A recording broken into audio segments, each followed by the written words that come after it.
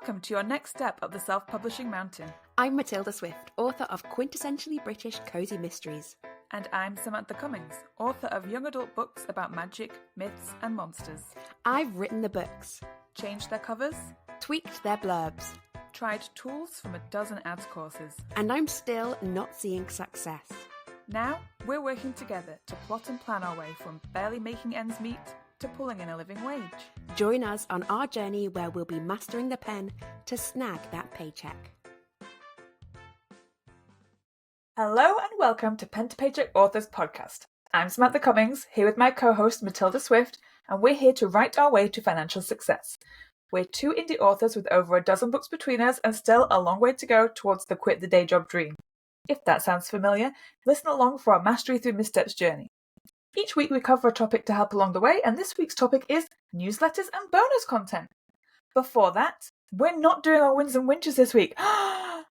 Gasp! We're recording a few episodes at the same time as Matilda is jetting off on a writing retreat, so instead we're going to test out one of our new indie author conversation prompts.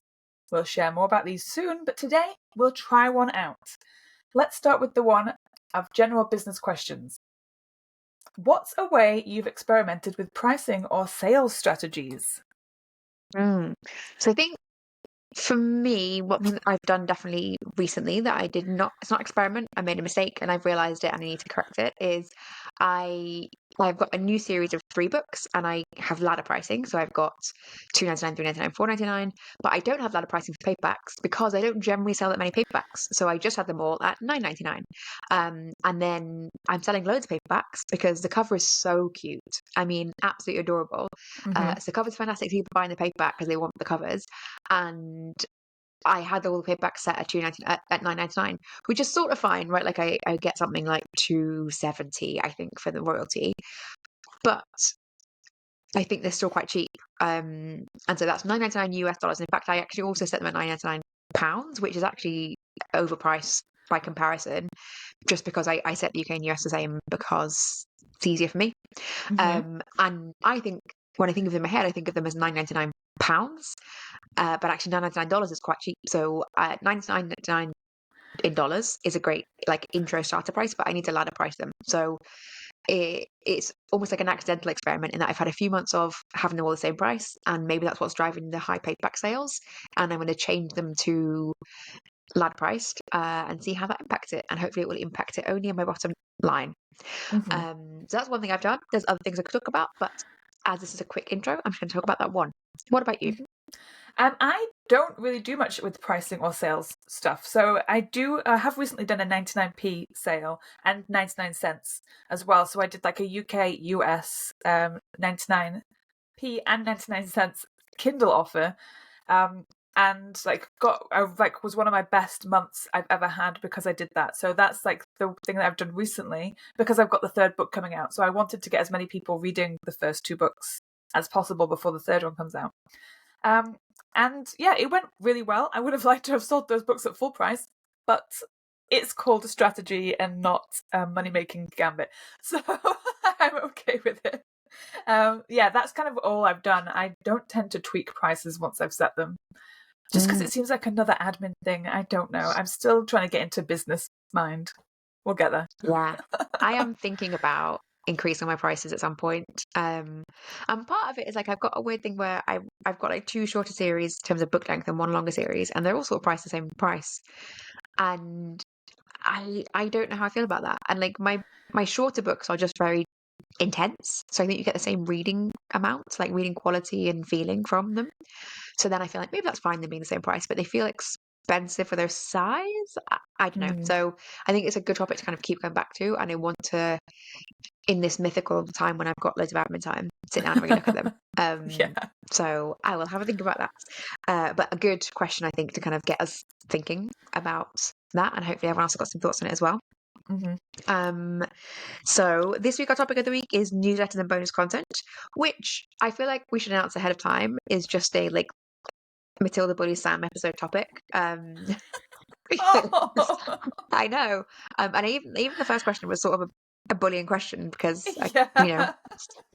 I because chose it knowing that you just said something and don't do enough. I'm just But today's a a bit baby. I'm just a baby. yeah. So a bit of a bullying topic today, but more just so we can get some kind of clarity on what next steps are. Mhm.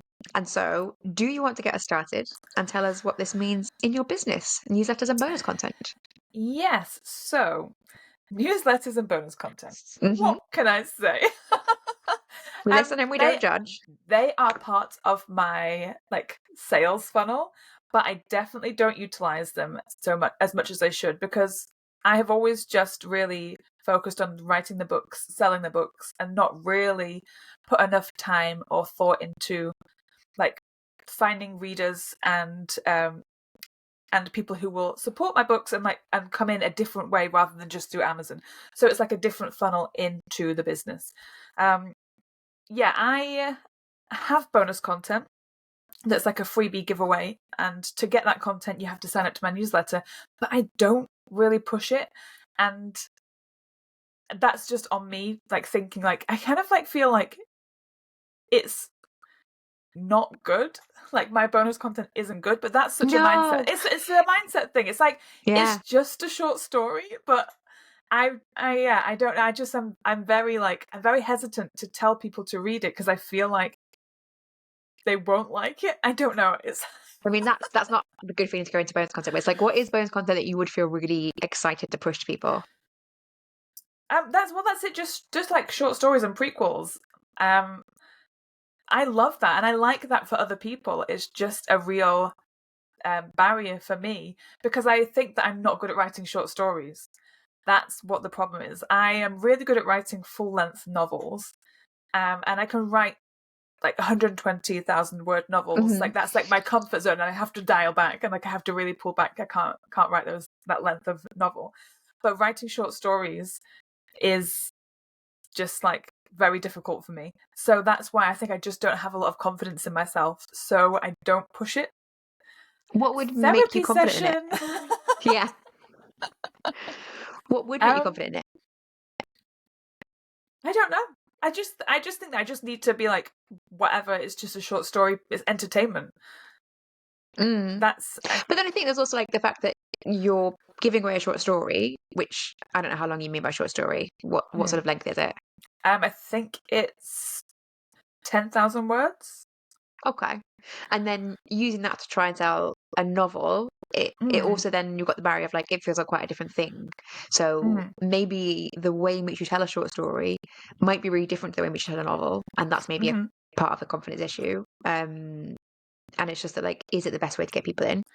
Yeah. Why did you, again, this is just part of it being a bullying episode. I'm going to ask you a lot of Mm-hmm. questions just Bully because away. I think this is an area in which like I don't really understand why you're not doing more because Mm-hmm. everything in it lies within your strengths. So it's just like I think we need to be doing more in this front. Yeah. Why did you choose short story rather than novella? I just, because I didn't have something. I didn't have like a prequel for my current series, and I thought I wanted to challenge myself to write a short story. So the two things just came together at the right time. Mhm. I could go back into it and make it a little bit longer and try and make it more of a novella. It's probably, I think it probably is over 10,000 words, but it's definitely Mhm. it's not 20,000. I could go in and beef it up a little bit, but then I just feel like I don't have the time to do that. Mhm. But it probably wouldn't take me that long at the same time. And if it's I like your main funnel because yes. you're not advertising Mm-hmm. and it is a funnel to get people in. Yeah. Um, And and I think herein it can be really impactful. lies like I'm still, because I'm kind of still new to BookFunnel, which is what we're kind of mostly talking about with this. Mhm. Using BookFunnel as a way to build up mailing lists, because like I have requests, like I have like little things on my social media that says join my mailing list, but people on social media are not the audience. Well, they're not. I find that they're not very likely to click through to join a mailing list because social media is their mailing list. But does the link say during my mailing list, does it say free short story? I don't know. Shall I have a look? Yes, absolutely. Have a look. let's do a little live check. Let's see Yeah. what my link says.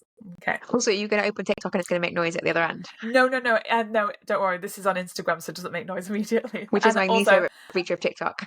I am. I've turned my volume off because I opened TikTok before and it screamed at me. Mm-hmm. It Very does annoying. say join my mailing list. So I see. Which, I see. yes. Do I you see where the first understand. bullying point is going? I see. I see what I'm doing. Because if you look on Hmm. my Instagram, it says Yeah, free book. it does say Click here. free book. Yeah, I did see that the other day, and I thought I should change mine. But I Mm, think again, I think that's because I feel like saying read this free story is like, but then people will read it and they'll think it's bad. This I didn't yeah. expect to be having a mental breakdown today. Wait, even though you knew this was going to be a bullying episode, because the I whole topic know, is just yeah, designed to I bully know. you. I just didn't think that I would have this revelation of like it's because I think it's bad, but I Yeah. know And that it's is not really hard, bad. I think. Yeah. Yeah, I know that it's not a bad story. It's a fun, like a fun little But is it a prequel. good representation of what people are going to get from your novel? Yes, yeah, it is. It is told from a different character's perspective, and I think it's fun. I love the character, and I love like seeing the main character from this other character's Mhm. perspective. So it's like the older sister's POV, whereas the series is from the middle sister's POV. So I like writing the different dynamic, and I think it's fun. It sounds like it would work more as a warm lead, though, like that here's an extra POV for you rather than a cold lead. Yes, yeah, I do think that my not understanding, just my like desire to do something that's like cold lead, warm lead. I just didn't really think Mm, about it at that point. But mhm. And I we am should maybe currently explain cold thinking, lead and warm lead. So, yeah. cold lead is someone who is a brand new reader. They haven't read anything in your series that you're trying to promote, Mhm, and you're saying like, read this book, and then you'll want to read the rest of the series. Whereas warm lead is something where someone has either read a whole book or they've read a whole series, and they're thinking, I would love more of this world, and it's usually things like a little bonus epilogue if you're, a romance mhm, writer. I'll talk about mine in a little bit, but it can be kind of like extra bonus content that would only be interesting to you once you've read the rest of the book or series. Whereas cold should be basically like a mini version of whatever your main book is. And to say like, oh, I've read this, I want more of this thing. mhm, Um, yeah, because I would say what I find interesting is like we've been talking about this for quite a long time, right? We talked about it since we first started meeting, and like back then you didn't have book funnel, and it did seem like a real block for you. mhm. And I think it's a bit like this is a bit like social media for me, right? Like we've been talking about it for ages. It's taken me so long to get into it because it is a block for me. And now I finally feel like I'm really enjoying social media. I don't know what I was worried about. What was I Mhm, kicking a fuss about? And it just took a lot of conversations to figure out a way to make it work for me. And currently we are still in our 60-day experimentation, 3 posts on social objects a day. Can absolutely, and which feels like a ludicrous amount to me. Like, what we're doing 3 posts a day when previously I didn't like to do one a week. But just having very clear guidelines, and like I found the block for me. I found the block as like I couldn't filter my entire life into like something palatable for mhm. social media, whereas and the block that was on my block, and like figuring out that and figuring out how to get over that has been unbelievably helpful. And I think for you, this is your block, and it's something that I think your business will benefit from overcoming. Yeah, I mean, and I plan on doing a cold open, like a cold lead short story thing for my next series that's starting September. And I've I just just heard the word today short story again. novella. Sorry, Okay. I just say short story because I never say I don't like saying the word novella. It feels difficult for me to say. I But think yeah, it sounds okay, like continental and fancy. A novella. okay, yeah, okay. I'll try and be more fancy. Um, so I've planned a novella for my next series. I did the plan for it today because I plan on writing it in June once I'm like quite further along in my edits of this book.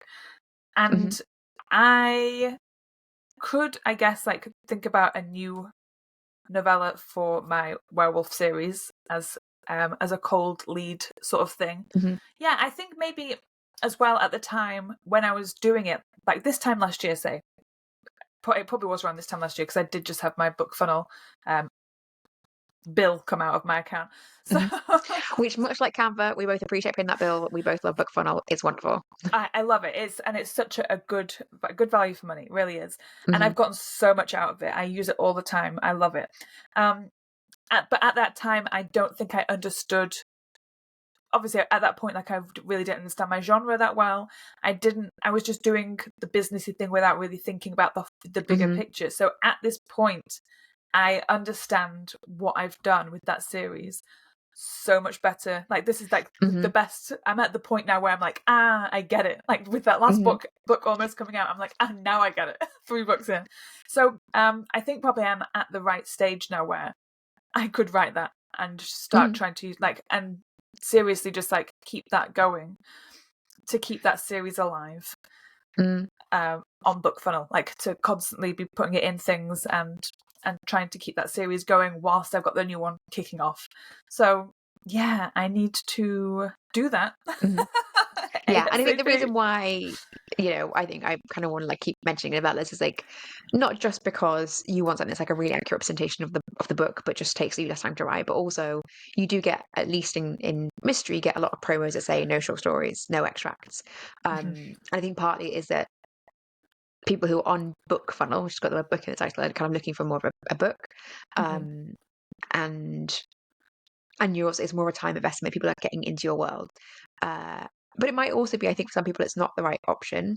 Like if it takes you, I know it takes some people as long to write a novella as just to write a novel. And that's not the case for me. I really like writing a novella.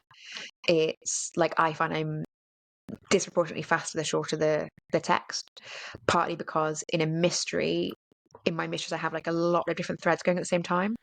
And when it's shorter, I can keep everything in my head really, really well. And when it's longer, I start to drop threads and I have to spend time going back and figuring out what I meant, or like I'll come to a dead end with something. So the shorter it is, the better I am at holding all the threads at once and kind of like weaving them all together. So I'm guessing it's not the situation for everyone, but for me to say like just write a novella, it's like just spend a couple of weeks doing something. Uh, and I would also always suggest, if possible, write at least book one before writing a novella, because it, and again, maybe not the case for everyone, but I would say you kind of want to get a sense of your world and have written and maybe rewritten book one Yeah. before you figure out like what your prequel is. And in fact, the new series that I've just put out this year, I had a prequel novella. I wrote it. Um, I might have even written it. I did write it as the first thing I wrote, actually. Did I? No, I didn't. I wrote Go right. I did write book one, and then I wrote the prequel novella, and I realized that it was actually book one, because it established so many of the stakes. And it's an interesting one because it isn't set in the main situation of the series, because the main situation of the series is someone inherits a shop and they set up a little tea room there. And in book one, that's not the case because it was meant to be the novella where she's like coming back to get in touch with her community.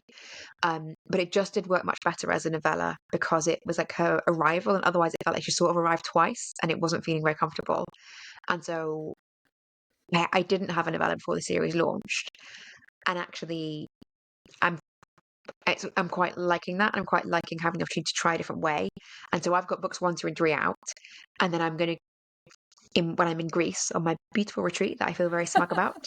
Um, when I'm on this little Greek island by the sea, sipping cocktails and swimming. In between that, I'll write a novella, and it will come out after books one, two, and three. And so I'm hoping that people will read that and then go straight through, less obstacle in like less, purchase obstacles, because they can go straight into book one, straight into book two, straight into book three if they like it. Whereas previously, I've put out a novella before the whole series just to get people on my mailing list, get people excited, and I've had some pre-orders, but then maybe they forget about it before they get to book one. Maybe they forget about book two once they finish book one. There's just so many drop-off points, whereas I want to try the experience now of putting out the prequel novella and then seeing how many people I really get through one, two, and three, in a push. And obviously there's the argument, like a lot of people who get your prequel novella, they never read it, and they're just freebie seekers, and they sit on your mailing list and they don't buy any books from you. And I think to an extent that is definitely true of my mailing list. I think I've got a mailing list that sounds large. It's like maybe about 4,000 people, and I don't get the buy from it, the purchases from it that I should from that size. But I get a lot of opens and clicks and interactions, and I use affiliate links, so I get paid from those people clicking through from things. And for me, it feels, there's quite a big, generous brackets in MailerLite. So I'm basically past the free tier, paying for people. I'd be paying the same if I had, I think 2,500. So I might as well have them on my list, and I clean them out once I get to certain numbers of the next bracket and certain months of inactivity. So to an extent, yes, they're freebie seekers. I don't buy the books as much as I would like them to, but I'm hoping over time I will weed those people out and replace them with people from warm magnets and warm leads, which I didn't have for a long time, and now I've got. So cold leads, yeah, there's definitely arguments in like in favor or not in favor of having them, how beneficial they are. But I do think it's a thing that is useful and easy enough to say that everyone should be at least trying it. And I think it's definitely something, if you're thinking about having a big launch for a new series, you don't want to leave that thing kind of unchecked. So Yeah. give it a try. Yeah. And then, yeah, I feel like I'm relatively, that's not true. I'm very new to having warm leads because they just feel like, for ages I just had my cold lead. In the back of the book I had my novella, which like it's not a objectively cold lead. You can have read the book and then go to it. Like you don't have to be cold to it. But a warm lead, I just always felt like I don't know what to do with it. Am I going to write a short story to go with the book? I could do, but again, when someone's read a novel, they want to read a short story from another character, maybe. And I would have this in my newsletter, like I would have, you know, join my newsletter for short stories and like other things. And maybe the first year or two, I had quite frequent short stories, and I ended up collecting those into a book of them. And they got good reads, but I don't know they definitely necessarily did anything. And obviously, they were going to my newsletter, so they were already signed up people. So I just hadn't thought through enough like what I wanted to have as a warm lead and how to like format the back matter and get people on and do things with it. And when I was starting, I obviously didn't have enough sales to think it was necessarily like a great source of people anyway. So it took me ages to get onto warm leads, and I've gone back and I started with warm lead for my first series, and I added one in book one, and it was like a little town newspaper, and it had a free story in it, and it had like little bits of local history and a recipe and like all sorts of cute things, and it was really quick and easy for me to make because I picked something that is in my genius zone. I picked something that like I do for work regularly, like make little newsletters. I've done it for all my jobs almost because I find it fun and quick and easy, and it would be impactful, and it looks really cute. So I did that for book one. I think that I have not linked in the back after the book, and I only realized this recently. I can see you laughing at me now. Only And I think what I because. thought at the time was, no, Go on. hang on, sorry, catch me on a microphone. I think what I thought at the time was, I put something in the back matter that was like, sign up to my newsletter for free things. And then in my automation sequence, I gave them this warm lead. But that's not the right way to do it. And I don't quite know why I did that way. And I cannot justify it. And I'm rectifying it imminently. And I've done it Mhm. differently for my new series. So I've got a very similar thing for my new series. I've got like a town newspaper. And I've done it for books 1, 2, and 3. And I put a picture of the front cover in the back of the book. I've put a link, and I am getting not enormous numbers. I think I calculated it something like 4% click-throughs, like downloads of it. So people on my newsletter. So not minuscule, not massive, but like a good number. If I got more sales, so fine. And yeah, it was something that's quick and easy and impactful. So I think I prefer that to short stories, which I think for mysteries, I find short stories quite dissatisfying. You have to write a really, really small and simple mystery, and that's not representative of my writing. And I had little like side quests that were things from side characters in the story that you'd seen them, like you knew they'd done something, but you hadn't seen it happen in the story. And so I wrote a short story on that, but I'm not sure it's particularly interesting. So I think, and it took time, took way too long. So I think just going for like the little newspaper with the recipe, a couple of like fake history details, and um, interesting tidbits. That was useful for a warm lead. Yeah, I just today emailed my formatter with the new pages for my books, which have Oh, QR codes. exciting! Yeah, I How made some 2020. QR codes. I know I used Canva, if you can Mhm. believe. Yeah, I like updated my back matter with like links to download the novella. Mhm. So yeah, I think I have categorized that in my head as a warm lead now, and that feels now that I've kind of thought Mhm. about that is definitely what it is, and how I've been using it. So I do need Bullying to. works. Oh my goodness. The bullying did work. Well done. Don't people listening and watching don't think that this works on everyone. I'm just I'm a bully. easily It's great. susceptible. I'm easily managed. I There are a couple of things like that I do that I could be doing better tactically, which I'm gonna lump this in with like bonus content. It definitely is bonus content, but it's just not written bonus content. So I make playlists for my books, Mm. which you know me. I assume people know because I've talked about it once. I haven't heard you mention it ever, but um, I just, and it sounds like something you would do. yeah, it's like definitely a me thing. I love putting together playlists that are like really vibey with the book, and like the genre. And I feel like I talk about it. I feel like I mention it often enough that people should know. But that was No, you definitely don't. clearly not. I know, like it's. I don't know what that is about me, apart from the fact that once I've had a thought, I assume that everybody else can hear it. So like, This is like I when you just say my assume. sister, and we had this Yes. conversation earlier. You keep saying my sister, and you've got more than one sister. I was like, which sister? Yeah, it's like I just kind of assume that everyone else gets it. Uh-huh. So yeah, I've got things like playlists for my books and like collages and stuff, so like vibey stuff, and they all sit on my website with links to the places where you can download them or listen to them, so like Spotify and Apple Music. Mhm. And I definitely, obviously, don't utilize that as well as I should. Like I do get hits on my website, so people do go there. Um, they're looking things up. Like people are going on there, clicking through the pages, but not like because I'm directing them there.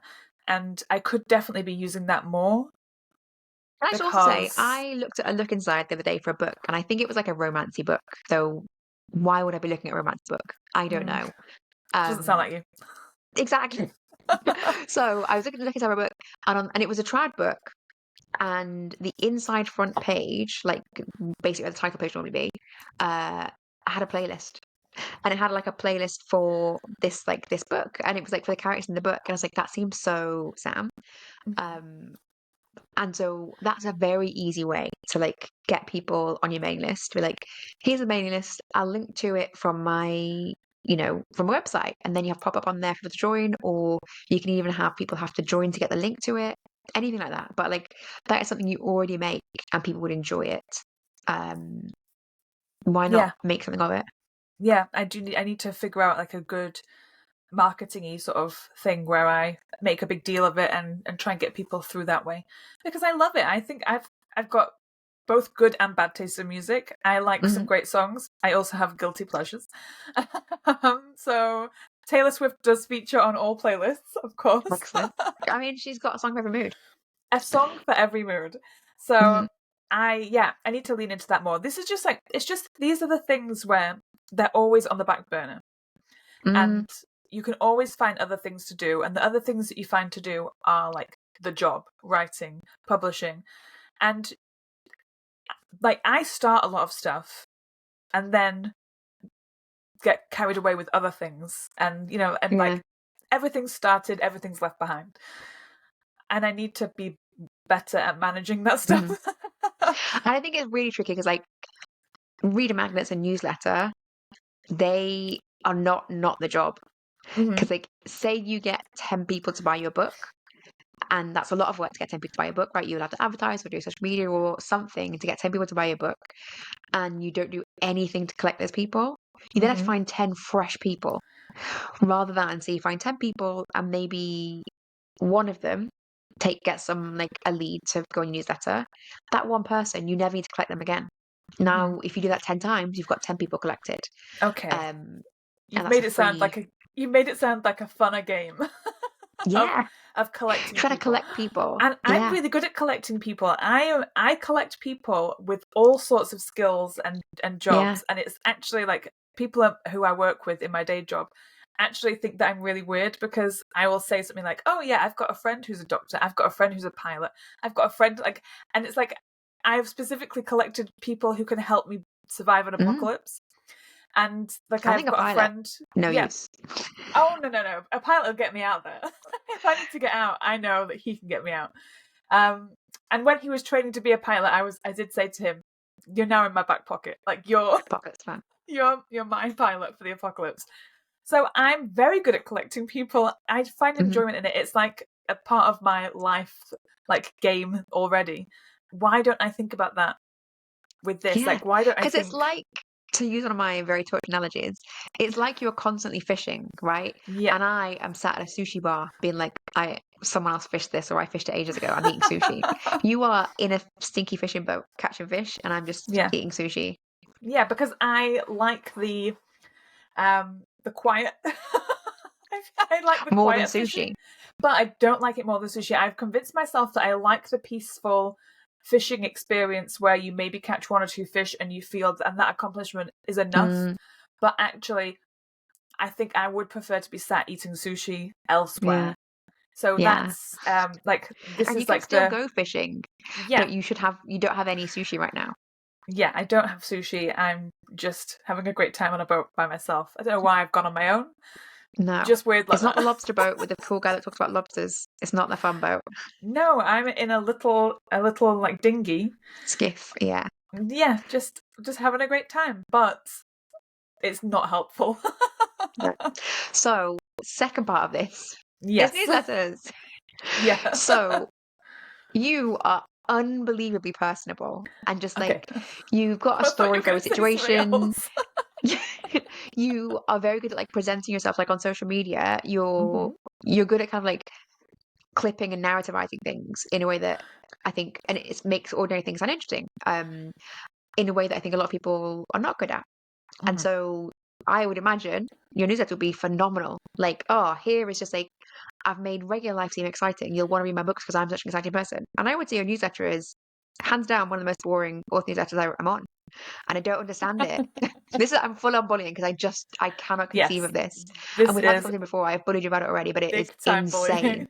Yes, Yeah. can you even believe that I get bullied off camera / off podcast as well? It's like you're 7 foot tall and then you're really good at basketball, but you're just electing not to play. And I was like, why? hmm You could hmm be a millionaire and you'll just be Yeah, like, oh, I don't really like basketball's like I don't like the color orange. Like I yeah, don't care. Be a millionaire. yeah. I used to have this is why like you always say that my email should be good because Mm, I do have a story for everything. When I was a hmm teen, I used to write a newsletter to my friends, and it was called something like the seven like it was basically like the seven husbands of whatever that book is. Evelyn Hugo. Evelyn Hugo, thank you. So it was like it was about me and my seven husbands or six husbands, and the newsletter was solely about how I was going to marry these people up until like there was like a list of the men that I was going to marry that would help me reach the point of marrying Alan Rickman, and like Like an he excellent was goal. yeah, so he was like the Yeah, I top bet you're a good notch husband. goal, and so I would send an email out every week about how it was going, and it was just like random stuff that I kind of just like jokey stuff. So I've always really liked writing silly stuff and emails to people. But then when it comes to like do my author newsletter, I've always struggled with knowing the line between sales and not sales. And that's just a me thing. Like that's just me, like you with social media, is just Mm, understanding where the line is, if there is a line, if the line is a dot to me, like hmm all of the stuff. And since you brought it up and since you last bullied me about it, I Yeah. have 100% been trying harder to be hmm like to tell more fun stories. So I've done a couple of emails that I sent recently. One was about where I live because it's like a very historically magical place, and we have a hmm Merlin. We have like a Merlin myth. So I sent an email about that, and that was quite a fun little thing to send. And I've just tried to be a little bit more fun and fancy and stuff. So I definitely am How has it trying. felt? It's felt great. Like I've really enjoyed it. It feels frivolous, but Yeah. that's just Which is the best of all things. I love a bit of frivolity. yeah. I think that I've been trying to be like professional writer Sam, and I should Uh-huh. just like I'm not trying to But be you're not professional writing writer business Sam. books. No, I know, and I'm not trying to be professional writer Sam on social media. I'm just being this version of Sam that's like silly and laughs a lot and says hmm random stuff. So yeah, I think it was just that I was looking at my newsletter as having to be like a business front, like I'm working in a shop, come in and I'll show you the wares. But hmm I should be like the front, like the shop should be a front for my speakeasy that I'm actually like inviting you Yeah. into. So I'm trying, and it just feel good because I love hmm your newsletters. I think that your mm newsletters are so fun to read, and I love reading them. Yours are probably one of the only ones that I open regularly because you're great at a subject line. I mean, I A/B test all my subject lines, and never the one that I think is going to win wins. But I'm trying to improve constantly. Yeah, and I think my newsletter is one where I have worked quite hard, and it's something where again I've really tried to figure out like what's in my genius zone, what would be easy for me to do that will have a big impact. And for me, newsletter is astronomically easier than social media. So I've always written newsletters for work, like various jobs. I've always been someone who's had to do newsletters. So like many aspects of it sort of just feel like second nature now. In terms of like, combining images and text and kind of sectioning things out, that I was like, yeah, that's what you do. And one area that I think I haven't been great at in the past was being personal. Like being, I guess the same as you, like I've tried to be like relatively professional. And this comes back to what I've talked about before in terms of like appealing to cozy mystery audience, wanting to be relatively inoffensive. But my books are, again, I'm not writing business books. Like my books contain a lot of me, and they have like sarcastic friend characters in, and they have like an obsession with tea and Christmas. I've literally just written books about myself, and then I was like, oh, but don't include myself in my newsletter. And I think I could go further, and I've definitely got friends who write like their social media and their newsletters that go further, that are really personal, that feel almost like confessional, and that to me feels too far. But maybe not always. I've definitely tried to put things in recently that are more like showing myself as I would to a friend, as in like showing myself as shock horror imperfect, um, and that hasn't felt like the world's ended. I'm like, oh yeah, I can write about that. People will enjoy that. One thing that really helped me, so I went to weekly newsletters last year at some point, which honestly can't remember why. That seems like a terrible idea. If I had to describe a thing to anyone, I wouldn't be able to make it sound good, because like just do a lot more work every week instead of sending one newsletter every month. But the benefit of it is when I used to do it monthly, I actually quite regularly missed it because I don't live on a monthly cycle.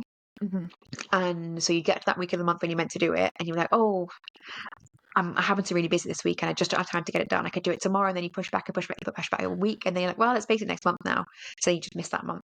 I very occasionally miss weeks. So like a couple of weeks ago when I was having constant communication with Amazon, I was like, you know what, there's only so much I can be pen paling about. I can't pen pal with Amazon and pen pal with my newsletters. Let's subscribers. So I missed it that week, but I knew that I still had 3 more that month. So fine.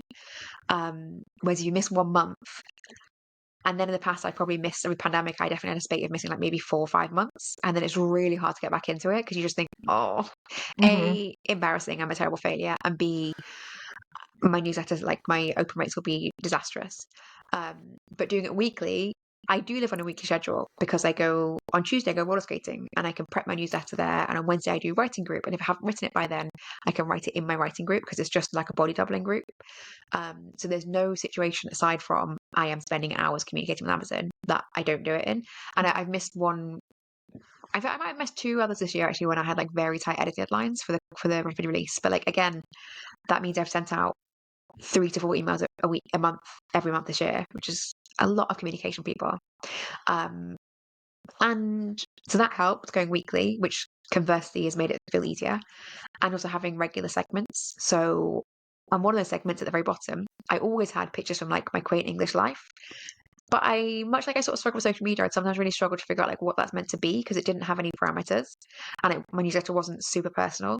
So I would put in like flowers or a nice thing I'd seen, like something inoffensive, basically like a cake I'd eaten. And I still do that to an extent, but I definitely try and mix in more personal things. So last week's was, maybe not last week, but the week before, was like the repairs I'd done to my house because it got crashed into and it's finally finished. So I had a picture of like pink lino, and I was like, I've got my Barbie dream house. And one other thing from the house, maybe just the front of the house, because I got some nice new stonework done.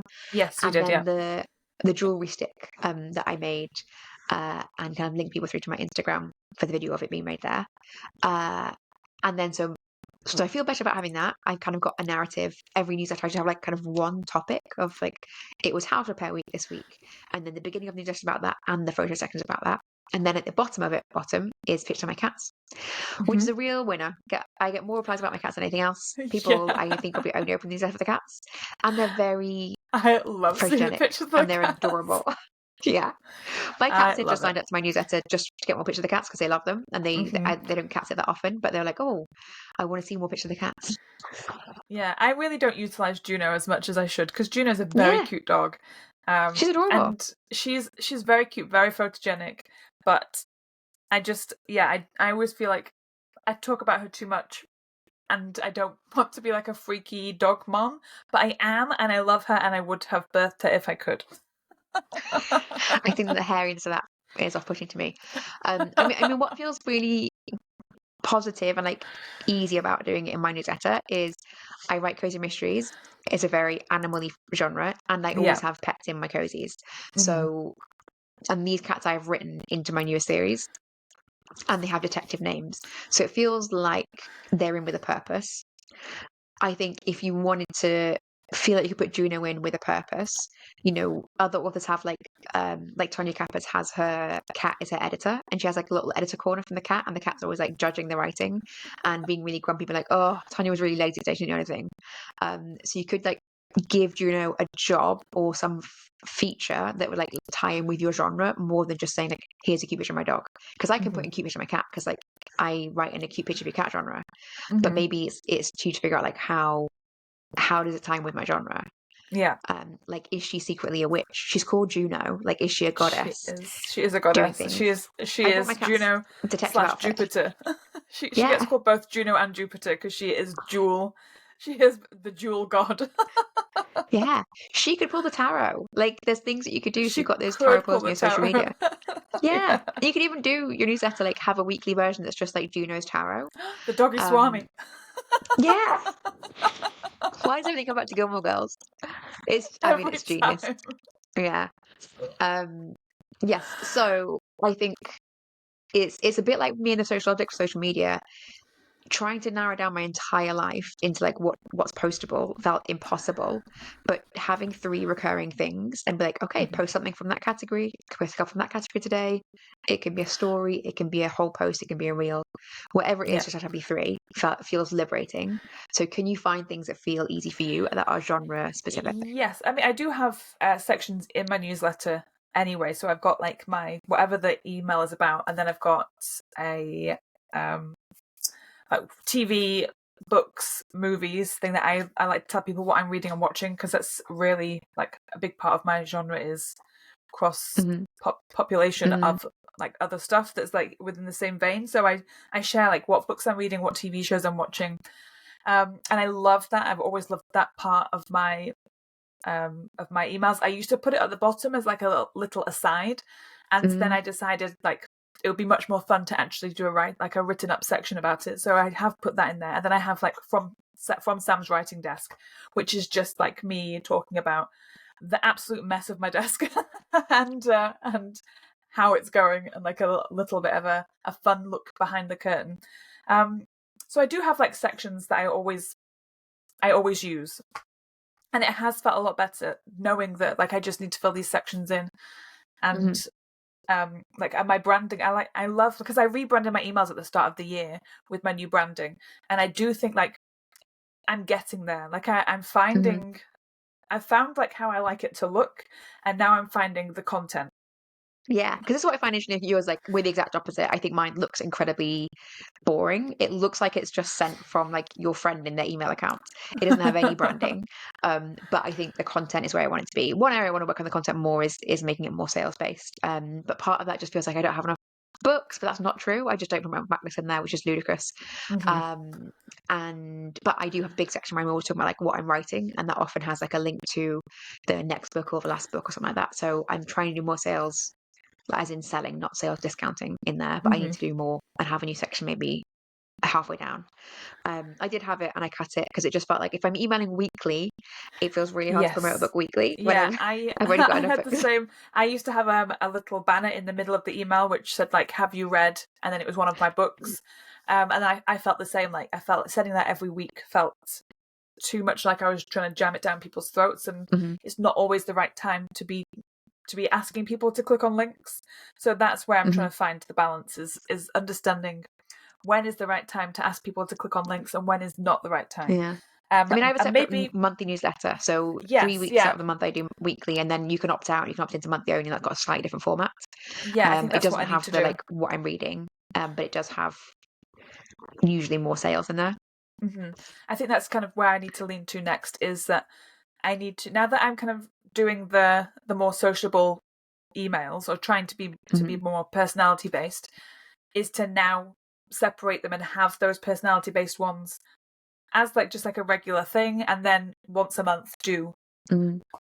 like a Yeah. more salesy email. That's probably my next step now. Now that I know what my vibe is for the emails and I'm leaning into that and it's feeling so much better, the next step Mhm. is now like building on that and making it Yeah. a little bit more like intentional, which is always my problem. Yeah. Is like I start things without intention and I have to find the intention as I go. That's fine. Yeah. You don't have to have a perfect to begin with. I think it's better to be like getting it done rather than have it perfect.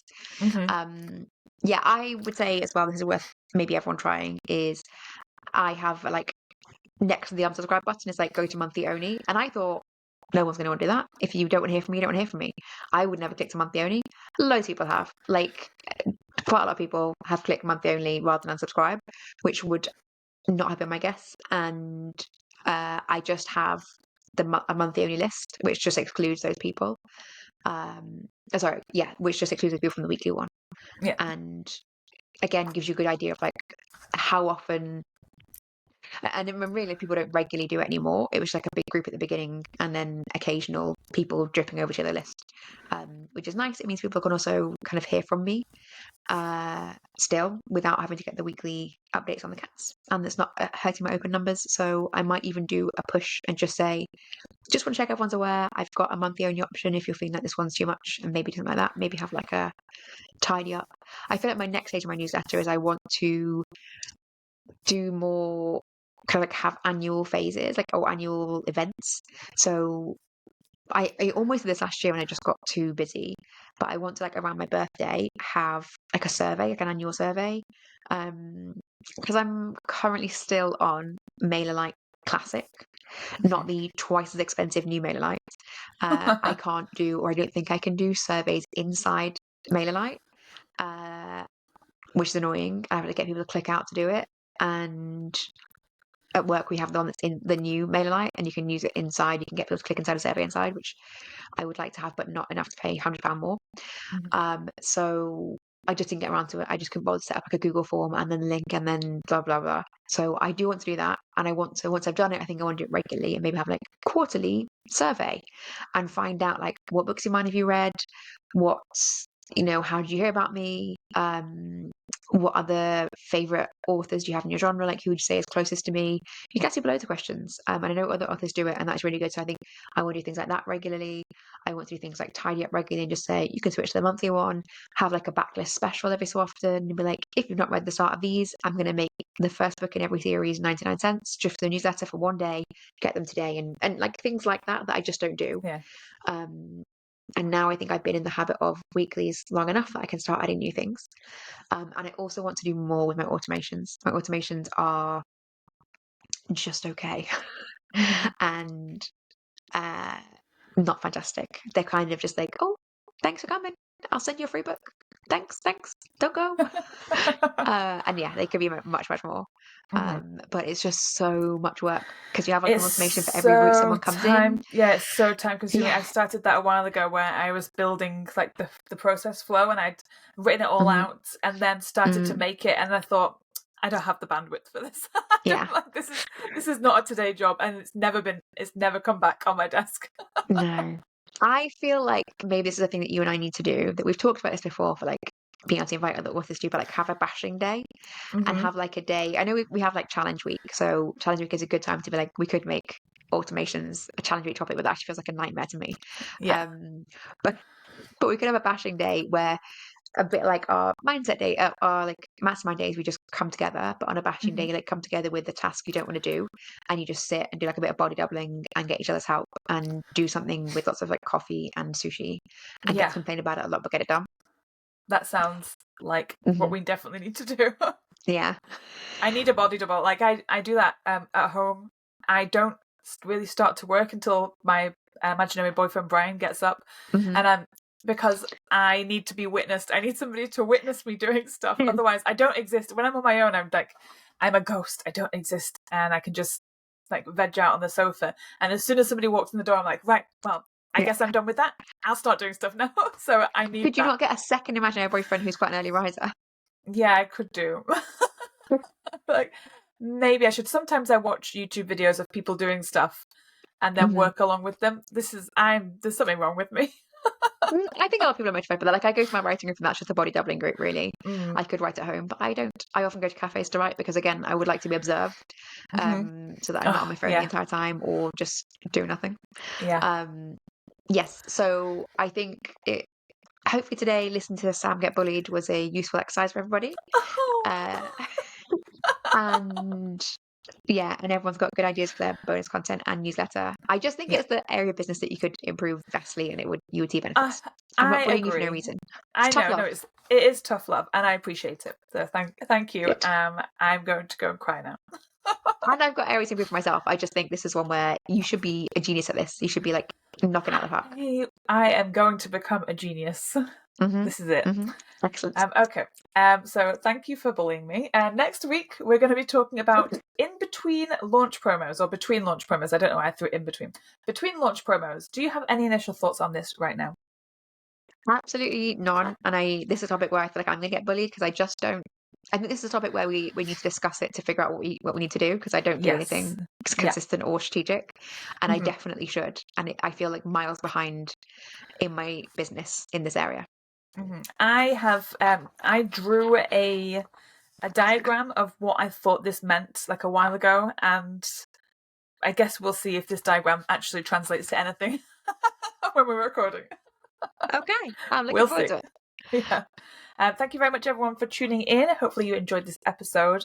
Don't forget to follow us on whatever you're listening to us on and leave us a review because we're trying to collect reviews for the secret website that we're building, which obviously isn't a secret. Won't be a secret for long. Yeah. It's not a secret.